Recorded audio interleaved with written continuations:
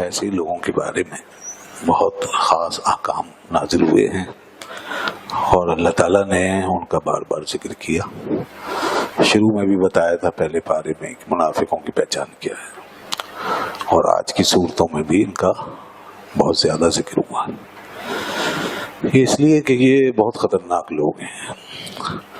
ہم باہر کے کافروں اور مشرکوں کو بھی اچھی طرح نظر میں رکھیں کہ وہ کیا کر رہے ہیں اور ان کی پالیسیاں کیا ہیں اور وہ ہمارے خلاف کیا سازشیں کر رہے ہیں، اور اندر کے منافقوں کو بھی دیکھتے رہیں کہ یہ اندر بیٹھ کے کس طریقے سے ہماری جڑوں پہ حملہ آور ہو رہے ہیں.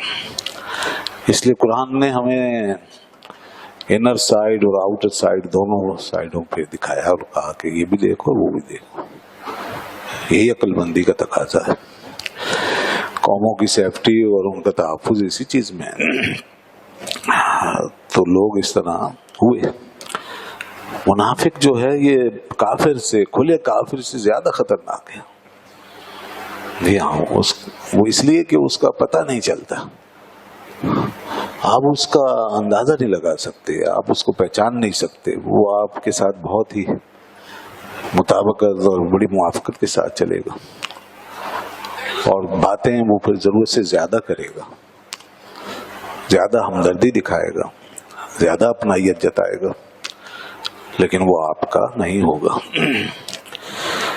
آج کے دور میں ہم کن لوگوں کو کہہ سکتے ہیں منافق؟ ایسے ہی لوگ جو، ایک تو منافقت ہمارے عمل میں ہوتی ہے، تو وہ تو خیر عملی نقصان ہے ہمارا، جس سے ہمیں بڑا نقصان ہوا ہے. اس سے آدمی کافر تو نہیں ہوتا، لیکن منافقوں کی طرح کام کر کے اور بے عملی اپنا کر کے اپنا نقصان کر لیتے ہیں. ہم سوسائٹی اس سے بھی کمزور ہوتی ہے. جیسا کہ آپ صلی اللہ علیہ وسلم فرمایا کہ جب منافق کی پہچان یہ ہے کہ اذا حدث کذب، جب وہ بات کرتا ہے تو جھوٹ بولتا ہے. تو آج ہمارے اندر یہ چیز بہت ٹھیک ٹھاک طریقے سے رائج ہے. جھوٹ پہ تو ہمارے بڑے بڑے پلازے، بلڈنگیں، عمارتیں کھڑی ہیں. جھوٹ سے تو سارے کام چل رہا ہے ہمارا. اس کا نقصان دیکھ لیں، ساری سوسائٹی جو ہے وہ کس طرح بدحالی کا شکار. اور ارشاد فرمایا کہ وَإِذَا وَعَدَ خَلَفَ، جب وعدہ کرے گا منافق تو اس کی خلاف ورزی کرے گا. یہ بھی دیکھیے، ہم نے اس میں بھی کوئی کسر نہیں چھوڑی. ان سے زیادہ ہی کر رکھا ہے یہ سب کام. جتنا منافق کر کے گئے ہوں گے اس طرح کے کام، ہمارے عملی طور پہ اس کے مظاہرے ہر جگہ موجود. تو وعدہ خلافی بھی بہت ہے، اس کا بھی نقصان ہم دیکھ رہے ہیں. اور تیسری علامت یہ بتائی کہ وَإِذَا اؤْتُمِنَ خَانَ، کہ جب وہ اس کے پاس امانت رکھوائی جاتی ہے تو خیانت کرتا ہے. اور خائن بھی آج ہم سے بڑے خائن دنیا میں نہیں ملیں گے. کیا خیانت ہے، وہ میں پہلے بھی اس کا ذکر کر چکا ہوں کہ خیانت میں بھی ریکارڈ توڑ دیے لوگوں نے. تو جی تباہ ہوئے ہمیں، اس کا بڑا نقصان ہوا ہے. نماز روزہ چھوڑنے کا نقصان تو آخرت میں زیادہ پتہ چلے گا. ان چیزوں کا نقصان یہیں بھگتی ہے. مسئلہ یہ ہے سارا. نمازیں چھوڑی ہیں، میرا کیا گیا، آپ نے چھوڑی، میں نے چھوڑی، خدا نخواستہ آپ کا کیا گیا. لیکن اگر میں نے آپ کے ساتھ چیٹنگ کی ہے، میں نے آپ کو دھوکہ دیا، تو پھر آپ کا نقصان ہوا. تو یہ ایسا مسئلہ ہے کہ یہ اصل میں جو سوسائٹی ہے نا اس کو ہلا دیتا ہے. منافقت سوسائٹی کے لیے زنگ ہے، سوسائٹی کے لیے زہر قاتل ہے. اس سے جڑیں ہل جاتی ہے سوسائٹی. اس لیے بہت کہا جاتا ہے بھائی اس سے بچو، اس سے بچو، یہ دیکھو، اس کو نہ کرو. لیکن قوم بہرحال ابھی بہت اصلاح کی ضرورت ہے ہماری، اور ہمیں بہت کچھ سیکھنا اور سکھانا چاہیے اپنے بچوں کو. ایسی تربیت ہونی چاہیے کہ بچہ جھوٹ سے نفرت کرے، دھوکے سے، فراڈ سے، غلط بیانی سے، ہپوکریسی سے نفرت کرے. اس کے لیے کسی گالی سے کم نہیں ہونا چاہیے سب چیز. جی مجھے یاد ہے، آپ نے بھی دیکھا ہوگا ایسا ماحول. بچپن میں کسی کی شکایت کرتے ہوئے گھر میں اپنی والدہ سے اس کی گالی اور ایک سخت لفظ نقل کر دیا، اور اس نے اس طرح کہا، تو وہ اس پر بھی سزا مل گئی. تو تم نے کیسے منہ سے نکالا یہ؟ میں نے کہا یہ تو انہوں نے کہا تھا، میں آپ کو بتایا فلان، تو تم نے کیسے نکالا؟ تو زبان پہ وہ گرم چیز لگا دی. تو آج تک کبھی گالی کا تصور ہی نہیں ہے، گالی دینا ہی نہیں آتی، گالی کیا ہوتی ہے. اور کبھی خدا خواستہ جیسے نکل جائے ایسی پریکٹس کے بعد کسی کے بھی منہ سے، تو وہ اس کے لیے اتنا بڑا بھاری بوجھ ہوگا کہ وہ فیل کرے گا اس کو، یہ مجھ سے کیا ہو گیا. یہ تربیتیں اب کہاں گئی؟ اب ہم یوز ٹو ہو گئے ان بری عادتوں میں، اور بڑے آرام سے. اب تو سچ بولنا بھاری پڑ جاتا لوگ، اب تو اچھی بات کرنا جو ہے وہ مشکل ہو جاتی ہے لوگوں کے لیے. اب ادب سے پیش آنا مشکل ہے، ادب کا بوجھ اٹھا کے چلتے ہیں. پہلے بے حد بھی بڑی بھاری لگتی تھی، اب تو ادب کا بوجھ لگتا ہے کہ کیسے آداب بجا لائے، کیسے کسی کے سامنے ہم اس کے آداب کا لحاظ کریں، اس کے احترام. یہ سب چیزیں بالکل ریورس ہو گئی. تو دوستو اس معاشرے کو ٹھیک کرنا پڑے گا. آج ہمیں اس حوالے سے بہت آگاہ کیا. اللہ نے فرمایا دیکھو ان منافقوں کو، انہوں نے کس طرح ظاہر و باطن کا تضاد جو ہے وہ اپنا رکھا. ہاں میں یہاں تک پہنچا تھا کہ ایک تو عملی طور پر منافقت، یہ تو اس کا چلن تو ہمارے یہاں بہت زیادہ، اس کا نقصان بھی ہم دیکھ رہے ہیں. دوسری منافقت جو اس سے زیادہ خطرناک ہے وہ ہے اعتقادی منافقت. وہ اس سے بھی متصف تھے. یہ جن منافقوں کا ذکر ہے ان کا یہ بھی حال تھا کہ ان کے اعتقاد میں بھی نفاق تھا، یعنی یہ صرف زبانی کلامی اللہ رسول کو مانتے تھے، دل میں انتہائی بغض رکھتے تھے، خدا سے اور خدا کے رسول سے انتہائی نفرت تھی. تو یہ بہرحال آج کے مسلمان سے تصور نہیں کر سکتے ہم، چاہے وہ عملاً جتنا بھی کمزور ہو، آپس میں ہمارے معاملات جتنے بھی خراب ہوں، لیکن ایسا نہیں ہے کہ عام مسلمان خدا رسول سے دل میں بغض رکھے، قرآن سے نفرت کرے. تو مسلمان ہی نہیں، وہ تو پھر پکا منافق ہوگا، پکا والا منافق ہے. وہ تو پورا شیطان ہے، وہ اس کا اسلام سے کوئی تعلق ہی نہیں ہے. وہ تو پھر سیدھا سیدھا گیا انہی لوگوں کے اندر جن کا اللہ نے فرمایا قیامت کے دن جب یہ آئیں گے ایسے سارے منافق، تو ان المنافقین فی الدرک الاسفل من النار، ان کو میں جہنم کے سب سے نچلے طبقے میں رکھوں گا. ان کا عذاب بڑا سخت ہوگا کیونکہ انہوں نے دھوکہ دیا، اوپر سے تو اسلام اور ایمان کا اظہار کیا اور اندر کفر بھرا ہوا تھا. تو وہ اس طرح کا نفاق ہے. آج ہم کچھ ایسی مثالیں دیکھ سکتے ہیں، کچھ دیکھ سکتے ہیں اور ان کے شر سے پناہ مانگی. یہ جو بعض لوگ الہاد و بے دینی کی طرف مائل ہیں، نام ان کے مسلمانوں والے، جی ہاں نام مسلمان، بائی برتھ مسلمان ہیں، پیدا یہی ہوئے ہیں، شناختی کارڈ آئی ڈی کارڈ بھی ہمارا ہی بنا ہوا ہے، ہر جگہ ان کے اسلام کی چھاپ لگی ہوئی ہے. لیکن جناب وہ خدا رسول کے منکر ہو چکے ہیں، وہ گستاخ ہو چکے ہیں، وہ انکار کر رہے ہیں، وہ توہین کر رہے ہیں باقاعدہ. انہیں اللہ کی کتاب سے زیادہ رچرڈ ہاکنز کی کتاب اچھی لگتی ہے، جو خدا کو ایک دھوکہ قرار دیتا ہے. وہ خدا کی کتاب کو نہیں مانتے، تو نام کے مسلمان ہو گئے نہیں. انہیں آدم و حوا کی جو حقیقت ہے اس سے زیادہ انہیں جو چیز اٹریکٹ کرتی ہے وہ ڈارونزم ہے. انہیں وہ نظریہ اٹریکٹ کرتا ہے جو ڈارون نے پیش کیا. انہیں اسلام کے نظام سے زیادہ سیکولرزم اپیل کرتا ہے. وہ سیکولرزم کے ماننے والے وہ کہتے ہیں ہمیں سیکولر سوٹ کرتا ہے، سیکولرزم سوٹ کرتا ہے. یہ ان کا حال ہے. وہ بظاہر سائنس کی بات کرتے ہیں لیکن وہ سائنٹزم کے قائل ہیں. وہ سائنس کو اپنے لیے ایک فائنل اتھارٹی اور حجت سمجھتے ہیں، اس کی تحقیق کو اور اس کی دریافت کو. وہ کہتے ہیں پہلے سائنس ہے اس کے بعد قرآن ہے. جب تک سائنس پروف نہیں کرے گی ہم قرآن کی بات نہیں مان سکتے.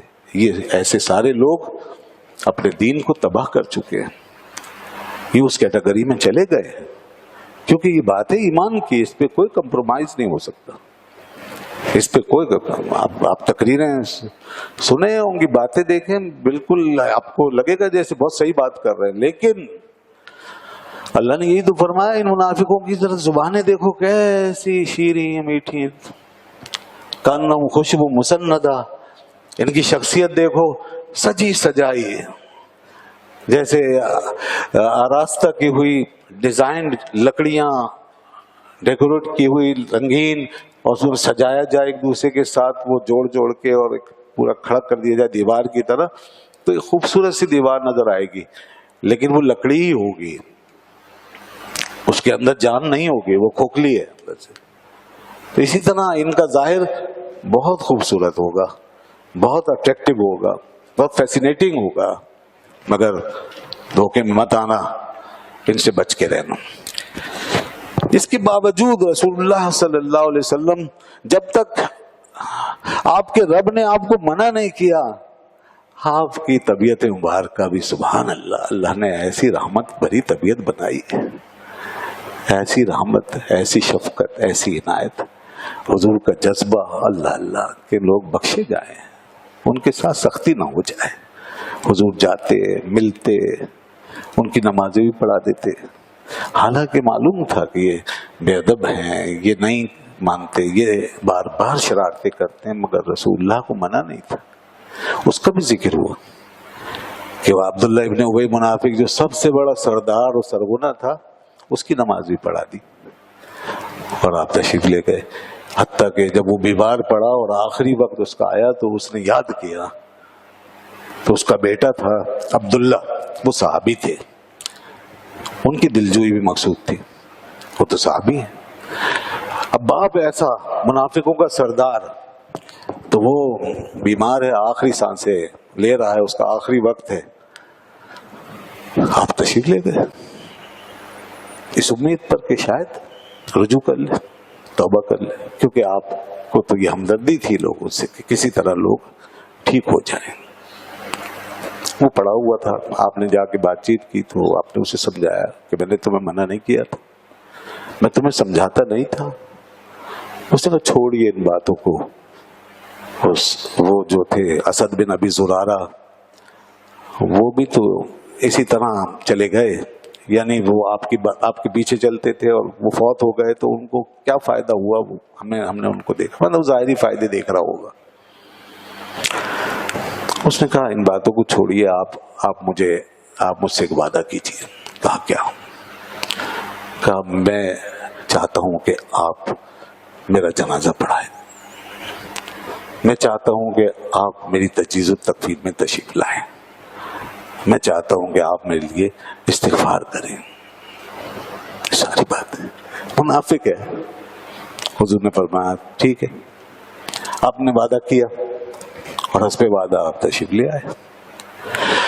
اور قمیض کا بھی واقعہ ہے، آپ نے سنا ہوگا، قمیض بھی پہنائی آپ، ایک قمیض بھی، اس کے جسم پہ کفن پورا نہیں آ رہا تھا اور کپڑا کم پڑ گیا، تو اس وقت آپ نے اپنی قمیض بھیجی تاکہ اس کے کفن میں شامل ہو جائے، اور خود اپنے ہاتھ سے پہنائی۔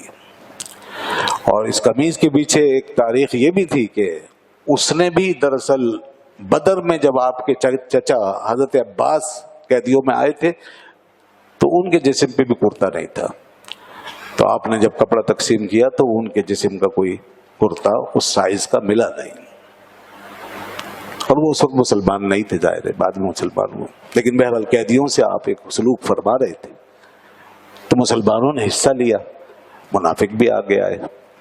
تو یہ جو تھا عبداللہ ابن ابی، اس کا قد بھی لمبا تھا انہی کے جیسا، تو یہ اپنی قمیض لایا اور آپ کے چچا جان کو پہنا دی۔ حضور نے قمیض کا بدلہ اسی طرح اتار دیا، جب وہ مرا تو اپنی قمیض اس کو دے دی۔ لوگوں نے جب اس پر بات کی تو آپ نے فرمایا یاد رکھو، بغیر ایمان کے اس کے لیے میری کوئی چیز کام نہیں آئے گی، میں نے جو کچھ اس کے ساتھ کیا، نہ میری قمیض اس کے کام آئے گی، نہ میرا لعاب دہن اس کے کام آئے گا، نہ استغفار سے اس کا کچھ ہوگا، کیونکہ ایمان تو ہے نہیں۔ یہ بات آپ نے لوگوں کو بتا دی اور تسلی دے دی، اور فرمایا کہ مگر میں اس کے پیچھے ہزاروں لوگوں کو دیکھ رہا ہوں کہ جو میرے سلوک کے بعد کلمہ پڑھنے والے نہیں۔ اور یہی ہوا، جب حضور نے جنازہ پڑھا دیا تو 1000 آدمی اس کے قبیلے کے اسلام میں داخل ہو گئے۔ تو خدا کا رسول بہت دور تک دیکھ سکتا ہے، اللہ اس کے رسول کی حکمتیں وہی جانتے ہیں۔ تو سوال یہ ہے کہ اللہ نے بھی نہیں روکا، اس وقت تک الاؤ تھا کہ آپ یہ سب کر لیں، سختی نہیں کی گئی تھی، اس لیے آپ بھی کرتے رہے اور اس میں یہ حکمتیں حاصل ہوتی رہی اور آپ کے اخلاق کریمانہ کا یہ تقاضا پورا ہوتا رہا. لیکن اللہ نے اس چیز کو باقی رکھنا نہیں تھا، کیونکہ آگے پھر نقصان ہو سکتا تھا. اگر اسی طرح ان کو مہلتیں ملتی، منافقوں کو ان کے ساتھ نرمی سے کام لیا جاتا، تو پھر یہ جڑیں کاٹ کے رکھ دیتے ساری. تو اللہ نے پھر احکام نازل کیے اور فرمایا یا ایھا النبی جاہد الکفار والمنافقین واغلظ علیہم. اے نبی صلی اللہ علیہ وسلم اب ان کافروں اور منافقوں کے ساتھ جہاد کیجیے اور ان منافقوں پہ سختی کیجیے. واغلظ علیہم، سختی کیجیے. اب نہیں ان کے ساتھ مفاہمت چلے گی، اب آپ ان کے ساتھ سختی کیجیے. حتیٰ کہ اگر اب ان میں سے کوئی مرے ولا تصلی علیہم، آج کی آیتوں میں سورہ توبہ میں آخر میں آپ نے سنا نا، ولا تصلی علیہم، اب ان پہ نماز مت پڑھیے. ولا تقم علی قبرہ، علی قبرہ، اور ان کی قبر پہ کھڑے مت ہوئے. ولا تصلی علی احد منہم مات ابدا، ان میں سے کوئی مر جائے تو اس پہ کبھی جنازہ نہ پڑھیں، کبھی بھی نہ پڑھیں. اللہ نے صاف فرما دیا اب نہیں. ولا تقم علی قبرہ، اور ان میں سے کسی کی قبر پہ کھڑے بھی نہ ہوں. یہ حکم آ گیا. اور ادھر فرمایا سختی کیجیے، تو پھر آپ نے سختی کی. تو لوگ وہی والا پہلو سامنے رکھتے ہیں، بس وہ اس کو دلیل بنا کے چلتے ہیں، وہ کہتے ہیں بھائی ٹھیک ہے جیسے بھی چلتے رہو ایسے. نہیں، دونوں چیزیں سامنے رہو. وہ ایک پہلے کی بات تھی، بات کے احکام یہ تھے، تو اس لیے بعد میں یہ سختی آ گئی. تو پھر آپ نے مسجد میں کھڑے ہو کر، منبر اقدس پہ کھڑے ہو کے منافقوں کو للکارا اور یہاں تک کہ ان کو نکال دیا، مسجد سے نکالا. فرمایا یا فلاں قم فإنک منافق اخرج، اے فلاں کھڑے ہو جاؤ، تم منافق ہو، نکل جاؤ. فلاں نکل جاؤ، فلاں نکل جاؤ. یہ بھی ہوا ہے، ایسا بھی ہوا ہے. اور ایک دفعہ جب انہوں نے مسجد بنا لی اپنی آپ کی مسجد کے مقابلے میں شر پھیلانے کے لیے، اللہ کا حکم آ گیا ان کی مسجد کو گرا دو، آگ لگا دو. مسجد زرار اس کو آگ لگا دی گئی، اس کا ذکر آگے آ رہا ہے. تو یہ سب چیزیں پھر کرنی پڑ گئی. اور یہاں تک ان منافقوں نے پہنچایا نا، یہ مانتے نہیں تھے. آپ کے حسن سلوک، آپ کی رواداری، آپ کے محبت و پیار کا ناجائز فائدہ اٹھانا چاہ رہے تھے. شرارتیں کرتے ہی جا رہے، سمجھتے تھے ہمیں ڈھیل ملی ہوئی ہے، ہمارے خلاف تو کوئی ایکشن ہوتا ہی نہیں، ہم جو چاہے کر. ایسی صورت میں جو ایمان والے ہیں نا، ان کی بڑی دل آزاری ہوتی ہے. اگر ایسے لوگوں کو کھلا ہاتھ مل جائے اور وہ کھلے چھوڑ دیے جائے تو ایمان والے سخت مضطرب ہو جاتے ہیں، بے چین ہو جاتے ہیں. جس طریقے سے اس وقت بھی جب آپ کے میڈیا پر، سوشل میڈیا پر کوئی گستاخ اور بے ادب کھلا پھرتا ہے تو ہمارے ایمان کو بڑا جھٹکا لگتا ہے، دکھ پہنچتا ہے.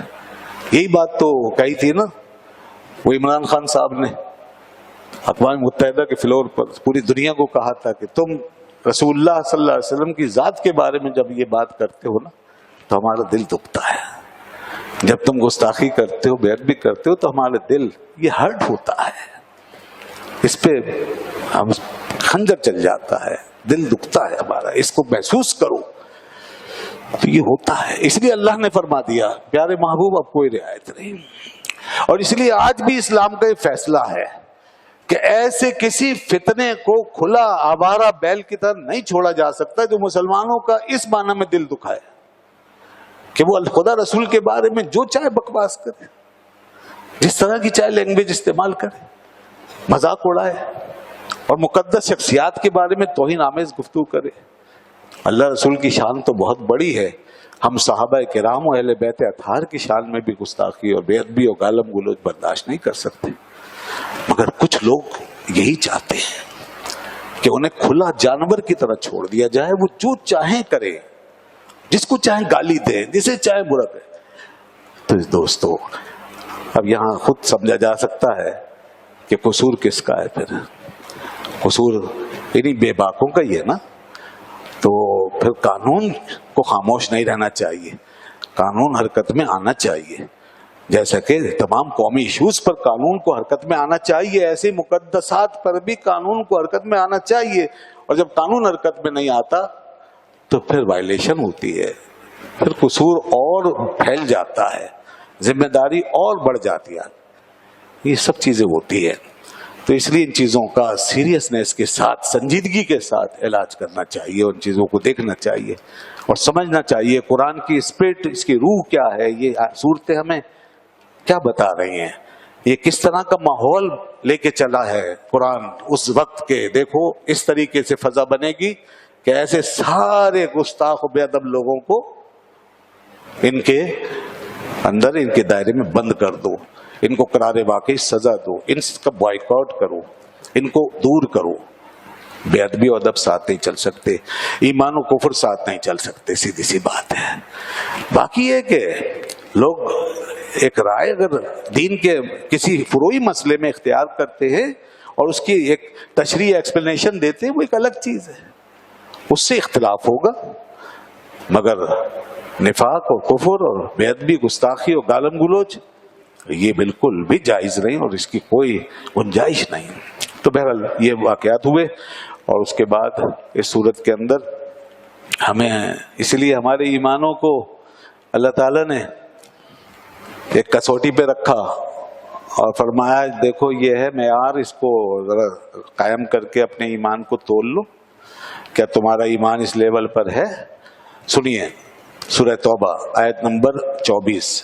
قل ان کان آباؤکم و ابناؤکم و اخوانکم، اے محبوب ان سے فرما دیں کہ اگر تمہارے باپ، تمہارے بیٹے، تمہارے بھائی، تمہاری بیویاں، ازواجکم وعشیرتکم، تمہارا کنبہ، واموال اقترفتموہا، اور تمہارے مال جن کو تم نے کمایا، وتجارت تخشون کسادہا، اور تمہاری تجارت، اور یہ تجارت جو جس کے نقصان کا تمہیں خطرہ ہوتا ہے، ومساکن ترضونہا، اور تمہارے یہ گھر جنہیں تم بہت چاہتے ہو اور پسند کرتے ہو، احب الیکم من اللہ ورسولہ، خبردار کہ ان کی محبت اللہ اور اس کے رسول کی محبت سے بڑھنا نہیں چاہیے. یہ ایمان کی کسوٹی ہے، یہ مومنوں کا معیار. منافقوں کی بات ہو گئی، اب مومن کے لیے ہے کہ وہ اپنا ایمان اس پہ آ کے تول لے اور پرکھ لے اور ججمنٹ کر لے کہ آیا کہاں کھڑا ہے، تب تو وہ ایمان کے دعوے میں سچا ہے. محبت میں کوئی آگے نہیں جا سکتا خدا اور اس کے رسول کی محبت سے. سب سے بڑھ کے اللہ سے محبت، اس کے رسول سے محبت ہے. اور جہاد فی سبیل اللہ یعنی جب اللہ کی راہ میں قربانی دینے کا وقت آئے تو پہلے محبت کرو، پھر جب وقت آ جائے تو اپنی جان بھی لوٹا دو. لیکن اس سے محبت کرنا ضروری ہے، اور جو اللہ کی راہ میں لڑتے ہیں ان سے بھی محبت کرنا ضروری ہے. فَتَرَبَّصُوا حَتَّى يَأْتِيَ اللَّهُ بِأَمْرِهِ، فرمایا اگر تم نے اس کرائیٹیریا کے مطابق اپنا ایمان قائم نہیں رکھا تو پھر انتظار کرو یہاں تک کہ اللہ کا حکم آنے والا ہے، یعنی عذاب کا. واللہ لا يهدي القوم الفاسقین، اور اللہ تعالیٰ فاسقوں کو ہدایت نہیں دیتا. یہ ہمیں بتایا. اور دوسری جگہ ہمیں یہ بھی بتایا کہ لوگوں انما اموالکم اولادکم فتنہ، یہ تمہارے مال اور تمہاری اولاد اگر خدا رسول سے تمہیں روکتے ہیں تو یہ بھی سمجھ لو فتنہ ہے. ان کو پھر اپنا سگا مت سمجھو، یہ تمہارے لیے آزمائش ہے. پھر اگر یہ روکتے ہیں تو اس لیے کوئی چیز بھی حائل نہ ہو اللہ اور اس کے رسول کے معاملے میں. اور کوئی چیز کیسے حائل ہوگی، اللہ تعالیٰ یہاں فرماتا ہے کہ دیکھو یا ایھا الذین آمنوا استجیبوا للہ وللرسول. آپ ذرا غور کیجئے، کوئی چیز تو دنیا ہو گئی نا، ہم نماز پڑھتے ہیں، عبادت، خدا کا ذکر، خدا کی عبادت، یہ بھی کہیں تمہارا ایسا عمل نہ بن جائے کہ جو خدا رسول کے لیے، خدا اور رسول تمہارے درمیان حائل ہو جائے، اور تم اپنی نماز، اپنا روزہ اس طرح لے کے بیٹھ جاؤ کہ تم اس پہ سمجھو کہ میں اب آزاد ہو گیا اور میرے لیے اللہ رسول کے بغیر یہی کافی ہے. یہ تصور بھی پیدا نہ ہو. یعنی اپنی عبادتوں پہ، اپنے عمل پہ ایسا گھمنڈ نہ کرنا. اصل چیز اطاعت ہے، اللہ رسول کی غلامی ہے، اسی کا یہ مظہر ہے نماز اور روزہ. تو اس لیے فرمایا کہ ایمان والو جب اللہ اور اس کے رسول تمہیں بلائیں، استجیبو، تو جس حال میں بھی ہو فوراً دوڑے چلے آؤ. اب یہاں میں نے نماز کا ذکر اس لیے پہلے کر دیا کہ حدیث میں آیا، بخاری شریف کی حدیث ہے، ایک صحابی کو حضور نے یاد فرمایا، ان کا نام تھا سعید بن معلہ، تو وہ دیر سے آئے، فرمایا میں نے تمہیں بلایا نہیں تھا؟ انہوں نے عرض کی یا رسول اللہ میں نماز پڑھ رہا تھا۔ فرمایا تم نے اللہ کا یہ فرمان نہیں سنا کہ اللہ نے فرمایا جب بھی اللہ اس کے رسول تمہیں بلائیں فوراً آ جاؤ؟ تو غور کیجئے جناب، اصل کیا ہے؟ غلامی۔ نماز اور روزہ اور حج و زکوٰۃ یہ سب چیزیں کیا ہیں؟ اس کی علامتیں، علامت ہی سمجھیے۔ منافقوں کا یہی مسئلہ تھا، وہ نماز پڑھتے اور نماز کا جھنڈا کھڑا کرتے تھے اللہ کے سامنے، اس کے رسول کے سامنے۔ وہ حج کرتے اور حج کا جھنڈا کھڑا کر دیتے تھے خدا رسول کے مقابلے میں۔ وہ صدقہ کرتے تھے اور اس پہ فخر کرتے تھے اور احسان جتاتے تھے۔ یہ تھا مسئلہ۔ تو اس لیے یہ والا اسلام اللہ کو نہیں چاہیے، اللہ کو چاہیے غلامی والا اسلام، فرما برداری والا اسلام، وہ والا اسلام جو ابوبکر صدیق اور حضرت عمر کا تھا، وہ جو حضرت عثمان حضرت علی کا تھا، وہ جو صحابہ کا تھا، جو اس آیت میں فرمایا کہ اگر میرا رسول تمہیں بلائے۔ یہی وجہ تو ہے، صحابہ نے تو یہ سب کچھ کر کے فزیکلی اس وقت موقع ان کا یہ تھا تو اس طرح کر کے دکھا دیا، اور ہم آج جو کچھ کر رہے ہیں اس میں بھی تو یہی بات ہے۔ جب حضور حج میں کعبۃ اللہ کے پاس ہیں تو بس وہیں رہنا ہی ہمارے لیے سب سے افضل عمل ہے، اور جس وقت رسول اللہ حج کے موقع پہ کعبہ کو چھوڑ کے مینا جیسے میدان میں اور عرفات کے میدان میں تشریف لے گئے ہیں، تو اب کسی حاجی کا عمل اس سے افضل نہیں کہ وہ مینا میں ہی رہے گا اور عرفات میں ہی وقت گزارے۔ کوئی اگر یہاں کہے کہ میں تو اللہ کا گھر نہیں چھوڑوں گا، میں تو کعبہ نہیں چھوڑوں گا، خدا کے گھر سے افضل کون سی جگہ؟ مینا میں کیا رکھا، عرفات میں کیا رکھا ہے؟ 70,000 فرشتے تو یہاں رکھے ہیں، مستجار تو یہاں پر ہے، زمزم تو یہاں بہ رہا ہے، حجر اسود تو یہاں نصب ہے، مقام ابراہیم یہاں ہے۔ وہ یہ کر کے وہیں بیٹھ گیا۔ اللہ کو ضرورت نہیں ہے ایسے حج کی اور ایسی محبت کی اور ایسی عقیدت کی۔ اللہ تو یہ چاہتا ہے کہ جیسے میرے حبیب نے کیا ویسے تم کرتے جانا۔ بس آج تمہارے لیے وہی حج ہے جو میرے رسول نے کیا۔ آج تمہارے لیے مینا ہی افضل ہے، عرفات ہی افضل ہے، اور جب میرے رسول یہاں کعبۃ اللہ میں آ گئے تو پھر کعبۃ اللہ میں ہونا تمہارے لیے سب سے افضل ہے۔ تو اسی لیے تو اعلیٰ حضرت نے کہا اصل اصول حاضری اس پاک در کی ہے، اصل اصول بندگی اس پاک در۔ بندگی کا مطلب ہے اطاعت و فرما برداری۔ اصل اصول بندگی اس پاک در کی ہے، یعنی ثابت ہوا کہ جملہ فرائض فروع ہیں، اصل اصول بندگی اس پاک در کی ہے۔ سارے فرائض پھر شاخ بن جاتے ہیں، اور جڑ اور تنا اور اصل درخت رسول اللہ کی غلامی ہے۔ بس یہ ہے وہ چیز کو سمجھ لیجئے۔ یہ قرآن ہمیں بتاتا ہے منافقوں کے حوالے سے کہ انہوں نے اس طریقے سے یہ دیکھا تھا اپنے انداز سے، تو اس میں سے رسول کی اہمیت انہوں نے ختم کر دی تھی، اور ان کا جو سینٹر تھا وہ بدل چکا تھا۔ تو اس لیے قرآن نے ہمیں اس طرف رکھا کہ تمہارے لیے centre of gravity, centre of faith, centre of worship, centre of sincerity اور سینٹر آف اوبیڈینس صرف اور صرف رسول اللہ کی ذات ہے۔ اس سینٹر کو چھوڑ کے کہیں بھی جاؤ گے کچھ نہیں ملے گا۔ وآخر دعوانا الحمدللہ رب العالمین۔